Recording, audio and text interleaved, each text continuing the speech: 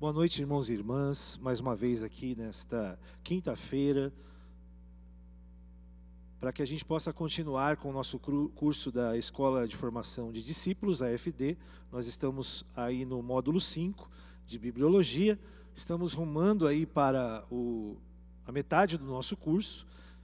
Os perseverantes aí online, os que estão presencial aqui mesmo, num dia frio como esse, que Deus abençoe a vida de todos que estamos aqui. E você também que está assistindo aí pelo Facebook ou pelo YouTube, que Deus abençoe a sua vida. Vamos hoje para a aula 8. Vamos orar para que Deus nos abençoe nesta noite. Senhor, obrigado por mais essa noite. Obrigado, Pai, porque o Senhor tem cuidado de nós, que o Senhor esteja abençoando, Pai. Cada palavra, Senhor Deus, que nós dissermos aqui sejam agradáveis, Senhor Deus, ao Senhor.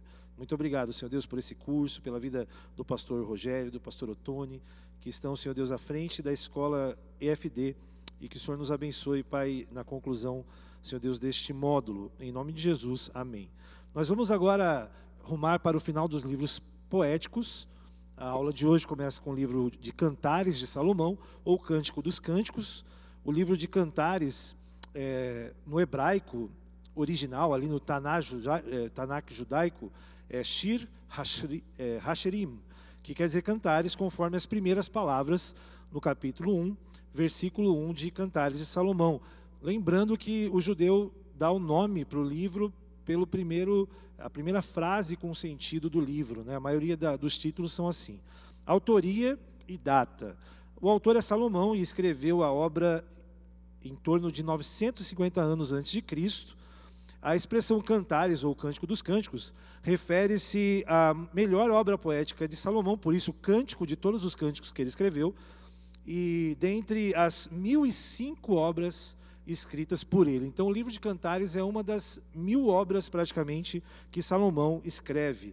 Lembrando que, lá em 1 Reis 4:32, diz o seguinte: ele, Salomão, compôs 3.000 provérbios, e os seus cânticos chegaram a 1005, né? Então a Bíblia diz a quantidade de livros de sapiência, de louvor e de adoração compostos por Salomão, um grande sábio, né? Sobre o autor ainda, especialista em fauna e flora, a gente podia dizer que a sabedoria de Deus, né, que foi concedida a Salomão, o tornou um biólogo, né? Ele fala, também cita em 21 tipos de flores e árvores, né, e mais de 15 espécies de animais, né, e os seus desdobramentos apenas neste livro, né, de Cântico dos Cânticos, Cantares de Salomão. 1 Reis 4:33 diz o seguinte: descreveu as plantas desde o cedro do Líbano até o isopo que brota nos muros. Também discorreu sobre os quadrúpedes, as aves, os animais que se movem rente ao chão e os peixes.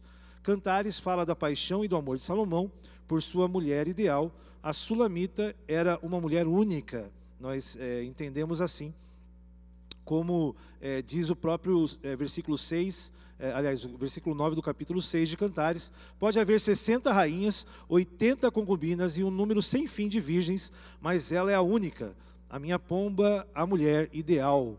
Então a Sulamita era, na verdade, para Salomão, a mulher única, uma mulher ideal, né? Essa é a ideia, né? E ele escreve esse poema para falar da sua amada.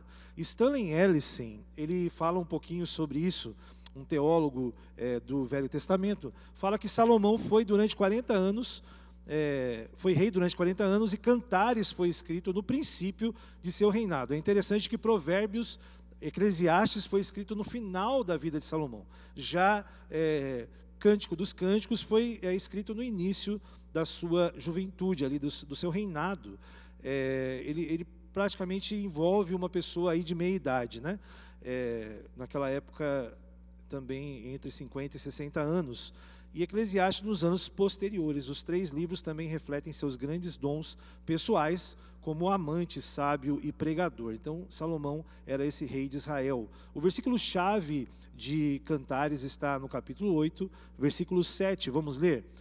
Nem muitas águas conseguem apagar o amor, os rios não conseguem levá-lo na correnteza. Se alguém oferecesse todas as riquezas da sua casa para adquirir o amor, seria totalmente desprezado. Um poeta, esse Salomão, né, que foi dotado dessa sabedoria por intermédio de Deus.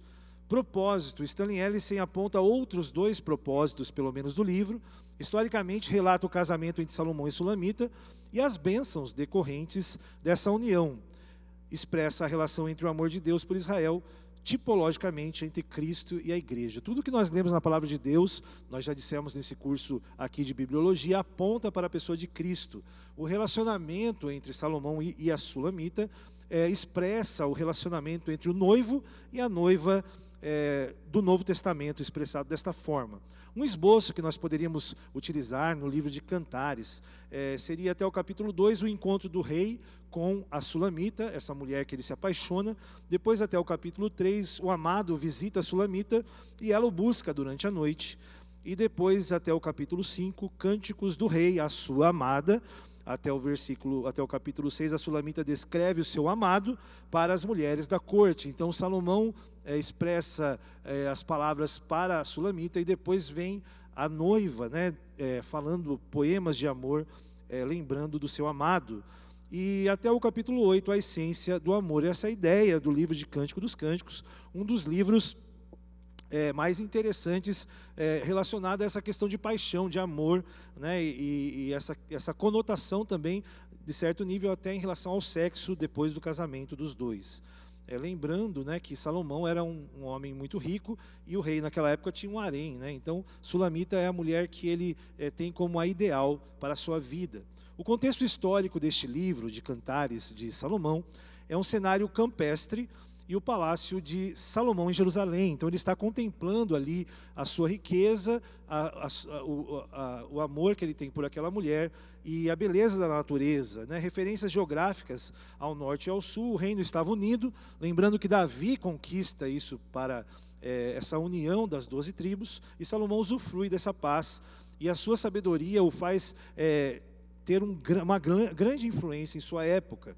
Quem era a Sulamita? Vamos ver algumas dicas, quem poderia ser essa mulher. Primeira, a ideia é que seja filha de Faraó, conforme 1 Reis, capítulo 3, versículo 1.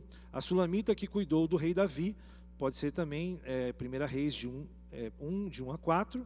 E há também a possibilidade de que ela tenha sido uma jovem desconhecida de Sunem, cuja família trabalhava para Salomão em sua vinha, conforme o capítulo 8, 11.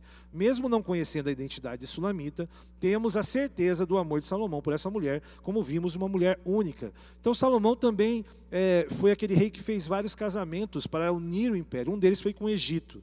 Então os historiadores atribuem a origem desta mulher como uma mulher egípcia. A teologia de Cantares está relacionada ao método de interpretação que nós podemos utilizar quando a gente vai ler qualquer tipo de livro, principalmente a palavra de Deus, o livro de Gênesis. Pode ter o método literal, são 2 tipos de método, é apenas um poema romântico que trata do amor conjugal entre Salomão e Sulamita, desprovido de qualquer referência espiritual. Esse é um contexto literal, mas nós cremos, e a nossa tradição reformada, que todos os livros da palavra de Deus são inspirados. Então todos eles têm um método que nós temos que utilizar, que é o método alegórico. Não há nada de amor físico no poema, é apenas uma alegoria para retratar o amor de Deus por Israel e posteriormente, no Novo Testamento, entre Cristo e a igreja. Nós podemos entender que Salomão, inspirado por isso, apontou para Cristo. Essa é a ideia da teologia aí do livro de Cantares. Ainda sobre a teologia, em resumo, as 2 perspectivas que nós falamos, a literal e a alegórica, são tidas como possíveis e proporcionam um reconhecimento apropriado à sua autenticidade histórica, com a importante lição de puro amor conjugal, mas abrangem também uma aplicação espiritual, referente ao amor de Deus com o seu povo, assim como Paulo, em Coríntios 13, fala sobre o amor que não tem ciúmes, o amor de Deus que nos alcançou, o amor ágape, o amor que é sacrificial de Deus por nós. Esse é o relacionamento em que vemos entre Salomão e a Sulamita. Muitos casamentos são feitos com base, por exemplo, ao versículo-chave, que nem muitas águas podem abalar o amor. John Balkin resumiu Cantares dessa forma, esse teólogo do Velho Testamento. Deus criou o corpo para o prazer dentro do casamento, baseando em respeito mútuo, com vínculos profundos de amor que solidificam a relação diante das adversidades. e que os irmãos da Sulamita a treinaram para ser um muro que mantivesse longe os intrusos, não uma porta que desse entrada a qualquer um e assim prejudicasse a sua vida. É um contexto sobre a questão da santidade, da importância de se guardar, né, da castidade. Essa é a ideia central do livro de Cantares. Qual a cristologia? Onde vemos Jesus neste livro? Já falamos um pouco sobre isso, porque toda a leitura da palavra de Deus tem que partir de Cristo. Jesus é a chave hermenêutica da Bíblia, ou seja, a fonte do estudo da palavra é a pessoa de Cristo. John Barnett diz o seguinte: da mesma forma que a aliança entre Israel e Deus era tipificada pelo relacionamento matrimonial, Cristo e a sua igreja se identificam pela relação marido e mulher, noiva e noivo. Nesse sentido, o livro de Cantares é uma excelente descrição metafórica do relacionamento dos cristãos com Jesus, à semelhança do relacionamento conjugal. Assim como a pureza é algo importante para a figura feminina de Cânticos, a igreja deve conservar-se como a virgem pura. Está lá em 2 Coríntios 11, 2, sem mácula, sem ruga, enquanto aguarda as bodas sob a proteção do estandarte de Cristo, seu amor pela igreja. Cantares 2, 4. Interessante essa visão do John Barnett, que fala sobre essa tipificação do relacionamento de Salomão e a Sulamita com a igreja e Cristo. A cristologia continua, e podemos dizer então, para encerrar o primeiro livro desta aula, o livro de Cantares apresenta Jesus como aquele que nos ama. Eu separei aqui o texto de João 15, versículos 12 a 13. O meu mandamento é este, que vos ameis uns aos outros, assim como eu vos amei. Ninguém tem maior amor do que este, de dar a alguém a própria vida em favor dos seus amigos. É muito bom saber que Jesus nos ama de uma forma sacrificial. E assim aponta para o casamento, como Paulo diz que o homem, o marido, deve amar a sua esposa como Cristo amou a igreja e se entregou por ela. Esse amor de Salomão aponta para o amor que Cristo tem por nós e que deu a sua vida por nós. Que você possa ler esse livro lembrando sempre do amor de Cristo por você. Essa é a ideia da teologia e da cristologia em Cantares de Salomão. Um livro desafiador para você ler aí entre os livros da Bíblia, um livro romântico entre tantos livros dos 66 livros da igreja, da palavra de Deus. Vamos agora entramos agora nos profetas maiores. Vencemos aí, né, Salmos, né, vencemos que é o maior livro da Bíblia, vencemos agora os últimos livros poéticos, e nós vamos entrar no novo grupo de livros chamados de profetas maiores, lembrando que o fato de serem maiores não significa que eles são mais importantes, mas simplesmente porque escreveram mais. Os seus textos são mais longos e os livros têm maior conteúdo. Então foi separado os profetas maiores com mais conteúdo e os profetas menores, livros mais curtos, por uma questão de organização dos rolos, né, que eram escritos ali. Isaías, um dos livros para mim mais importantes do Novo Testamento, um livro profético chamado por alguns, nós vamos ver aqui até do 5º Evangelho, ele fala e ele inala, né, Jesus praticamente aí 700 anos antes de ele nascer. O nome em hebraico é Yeshua Yahu, que é na verdade Isaías, que quer dizer o Senhor é a salvação. Ele tem a mesma origem do nome de Jesus, Yeshua, que é também a salvação vem de Deus, e esse nome ele tem a mesma estrutura, ou seja, ele vem, o final lembra do Yahvé, então o Senhor, do Senhor é a salvação. A autoria, o profeta Isaías, conforme o capítulo 1, versículo 1, a visão de Isaías, filho de Amós, então isso é deixado claro que esse livro foi escrito por ele. Os autores do Novo Testamento reconhecem Isaías como autor e foi o profeta mais citado por eles dentro do Novo Testamento. Jesus, os apóstolos, nós vemos, por exemplo, que o eunuco ali na história de Atos de Filipe estava lendo o profeta Isaías. Então, o profeta Isaías é um livro que foi muito utilizado em referências, tanto nos evangelhos, quanto em Atos e também nas cartas, o mais citado por eles. Olha o que a Henriqueta Mears, como a gente falou, uma teóloga, né, da década de 60, que foi presidente da Associação Nacional das Escolas Dominicais dos Estados Unidos. A Henriqueta diz o seguinte: Isaías foi o homem de sangue real, era um jovem aristocrata de linhagem nobre. Seu pai Amós era filho mais novo de Joás, rei de Judá. foi educado na corte, não só era profeta, mas casou-se com uma profetisa e recebeu uma educação aprimorada. É interessante que a tribo, né, de Isaías também é a mesma de Jesus, é a tribo de Judá. Ele é filho, ele é, na verdade, do filho mais novo de Joás, né, então ele é neto do rei, né, ele é um príncipe, né, Isaías era um príncipe. O livro, ele tem a data entre 740 e 680 a.C., entendendo que o cativeiro babilônico já estava para acontecer, porque foi em 586, então já havia acontecido, pós a destruição de Jerusalém, que foi em 586, ou próximo, né? E os capítulos, se a gente for falar um esboço do livro de Isaías, nós vemos os capítulos de 1 a 35, capítulos 36 até 39 é um contexto histórico deles dentro dessa ideia, e depois até o capítulo 66 profetiza a partir de eventos, né? Ele anuncia o juízo de Deus ali também, conclama o arrependimento. Já até o 39, libertação dos assírios, a conquista de Israel pelos babilônicos, e depois vem prega, né, uma mensagem de consolo para Israel e os repatriados da Babilônia. Então é pós o evento, né, do exílio aí do povo de Israel, aí depois da destruição de Jerusalém. O propósito do livro de Isaías está em exortar ao povo ao arrependimento da idolatria por não ouvirem, culminou no cativeiro babilônico. Exortar o povo para vislumbrar o Messias libertador e redentor, que é o Senhor do mundo. A salvação vem do Senhor e não dos ídolos. O versículo-chave, Isaías 9,6, porque um menino nos nasceu, um filho nos foi dado, e o governo está sobre os seus ombros. Ele será chamado maravilhoso, conselheiro, Deus poderoso, Pai eterno e príncipe da paz. Por isso Isaías é tido como o quinto evangelho, e é interessante que a visão profética de todos os profetas do Velho Testamento está apontando para dois aspectos: o dia do Senhor, que aconteceu no cativeiro babilônico, que foi o aviso de Deus para que o povo se arrependesse, não haveria destruição do templo, e depois da destruição começa-se as profecias messiânicas, no caso de Isaías, pós a destruição do templo.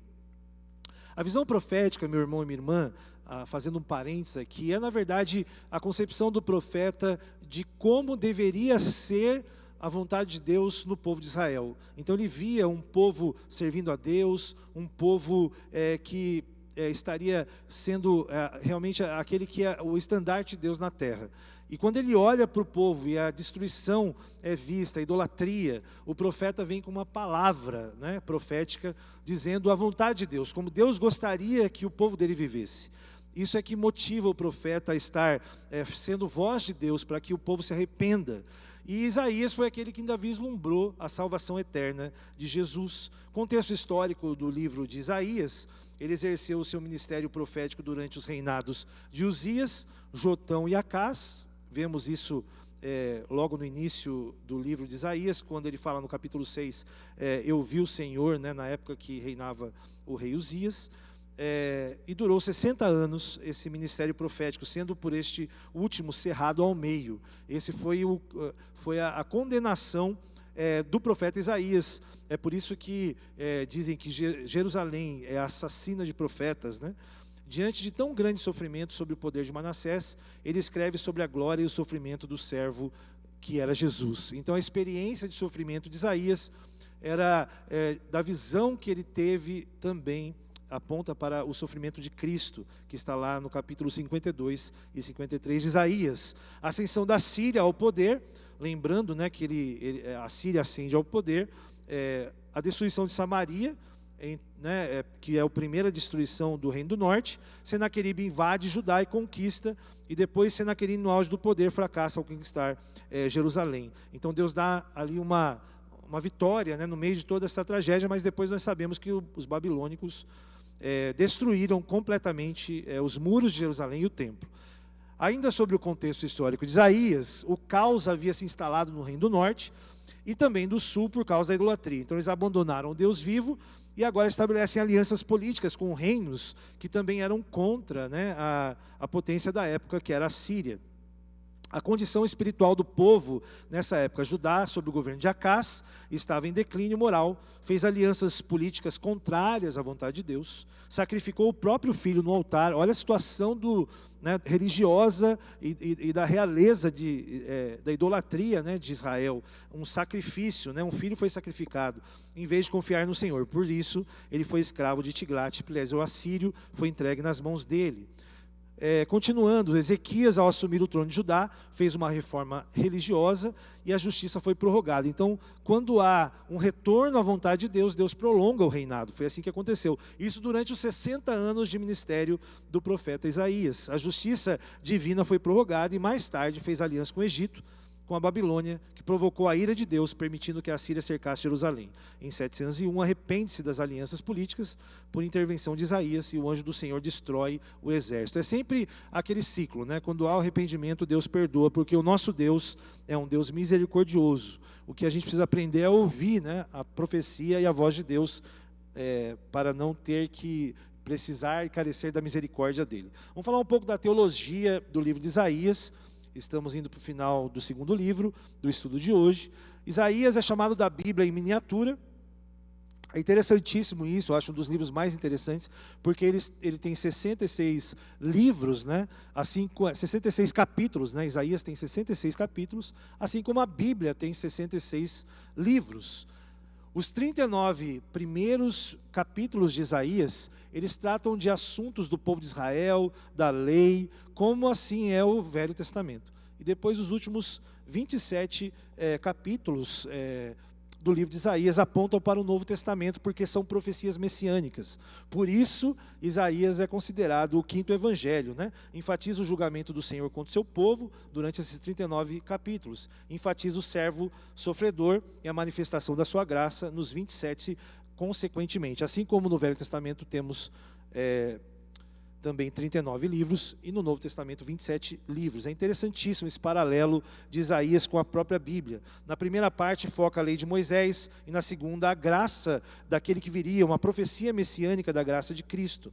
Nos capítulos 40 até 60 menciona a voz que clama no deserto, ou seja, também uma profecia sobre João Batista, que antecederia Jesus e foi o precursor da mensagem do Novo Testamento. Interessantíssimo esses dados teológicos aí de Isaías. Vamos continuar. Fala sobre a santidade de Deus, a consciência da impureza, seguido da manifestação do poder de Deus que livra os oprimidos. O Redentor de Israel, o Deus que liberta Israel da opressão política e espiritual, o Deus que conclama a retidão. Então está falando sobre justiça, sobre a importância da obediência e a questão da desobediência, como ela também definitiva, no sentido do dia do Senhor que aconteceu ali com a Babilônia. O nascimento virginal de Emanuel, que é uma profecia do nascimento de Jesus na Virgem Maria, o relato da queda de Lúcifer, críticas severas contra a idolatria e o servo sofredor.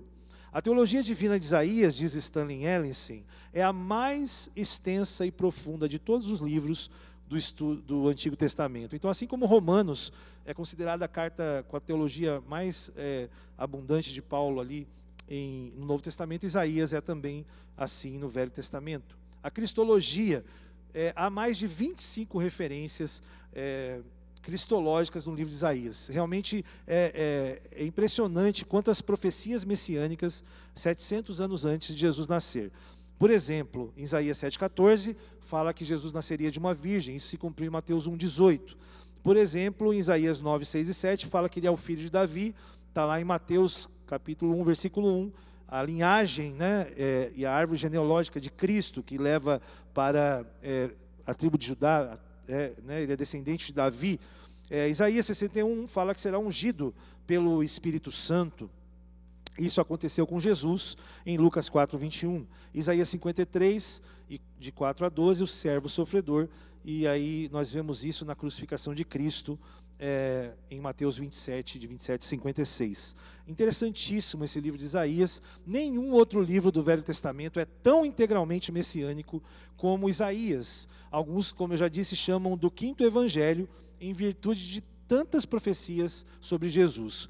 Realmente um presente de Deus para aquela geração que esperava a Jesus, o Messias, E para nós que sabemos que ela se cumpriu, é mais maravilhoso ainda ler o profeta Isaías. O livro de Isaías, então, podemos dizer que apresenta Jesus Cristo como o nosso Messias.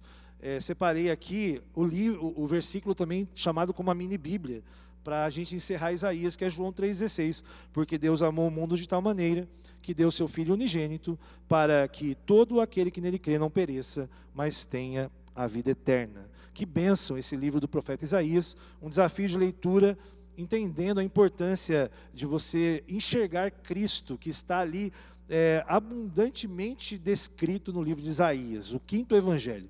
Vamos agora para o livro de Jeremias, um livro também interessante, um profeta também do mesmo contexto de época de Isaías, que viu propriamente a destruição de Jerusalém. O nome Yarmi-Yahu, que também faz menção a Yahvé, ou seja, Yahvé salva, ele designa ou estabelece. Então Jeremias significa isso, né? Deus estabelece as coisas. O autor é o próprio Jeremias, conforme está no capítulo 1, versículo 1, as palavras de Jeremias. Seu escritor particular, Baruque, registrava as palavras. Ele tinha então, Baruque era aquele que compilava, né, o livro para Jeremias, conhecido como profeta chorão. Se você for ver, né, o livro de Jeremias e também Lamentações, que nós vamos estudar na próxima semana, você vai ver que é um profeta tão chorão que escreveu Lamentações de Jeremias, né? Desenvolveu seu ministério aí no reino de Judá durante os reinados de Josias, Joacás, Joaquim e Zedequias, entre os anos de 627 a 585. Então, até um ano depois da conquista de Jerusalém pela Babilônia, Nabucodonosor. Então, esse livro ele é concluído bem após, né, ali a destruição do templo. Versículo-chave, Jeremias 29:7, fala da importância da cidade, né, para o coração de Deus. Procurai a paz da cidade, para onde vos desterrei, e orai por ela ao Senhor, porque na sua paz vós tereis paz. Jeremias 29:7. Essa cidade aqui, que está mencionada, na verdade a cidade da Babilônia, colocada na palavra de Deus como uma grande meretriz.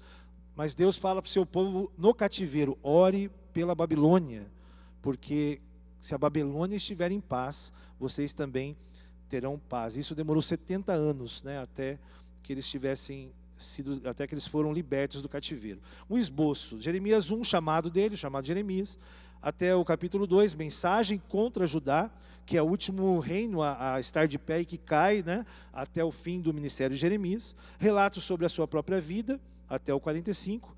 Exortações contra as nações estrangeiras e um relato da derrota de Jerusalém em Jeremias 52. O propósito do livro de Jeremias, estamos rumando aí para os últimos 10 slides da aula de hoje.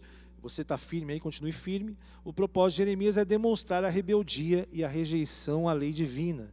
E também o propósito é mostrar as consequências de se recusar a ouvir a voz de Deus por meio da correção do profeta. Stanley Ellison diz o seguinte: ao contrário do apelo de Isaías para que a nação se submetesse ao julgamento do Senhor aceitando o cativeiro da Babilônia, assim a cidade e a nação fossem salvas da destruição total. A verdade é que a profecia aqui já diz: não adianta mais chorar o leite derramado. O dia do Senhor aconteceu, né? Em Jeremias é algo real. Foi avisado durante 400 anos, meus irmãos, para que o povo se arrependesse. Eles insistiram até o dia do Senhor ser estabelecido pela Babilônia. Que triste, né? O destino quando nós não obedecemos a Deus. Bem, Jeremias, o profeta chorão, passou por inúmeras provações. Então ele não era chorão à toa, né, meus irmãos? Olha só, ele recebia ameaças de morte. Ele era isolado socialmente, é como se ele tivesse, né, numa época de Covid. Ninguém queria falar com Jeremias. Foi torturado no tronco como um escravo. Ele foi preso várias vezes, sofreu violência. Foi preso, né, de novo ali, está no 37, passou fome, acorrentado pelos babilônicos, rejeitado pelas pessoas. Então o ministério profético de Jeremias é realmente de anunciar a palavra em meio ao sofrimento e de uma forma ousada, né? E também uma luta direta contra Satanás, que de tempos em tempos tenta, né, calar a voz de Deus. E Jeremias era aquele homem que tinha, né, essa resiliência, e ele tinha também uma paixão por Jerusalém.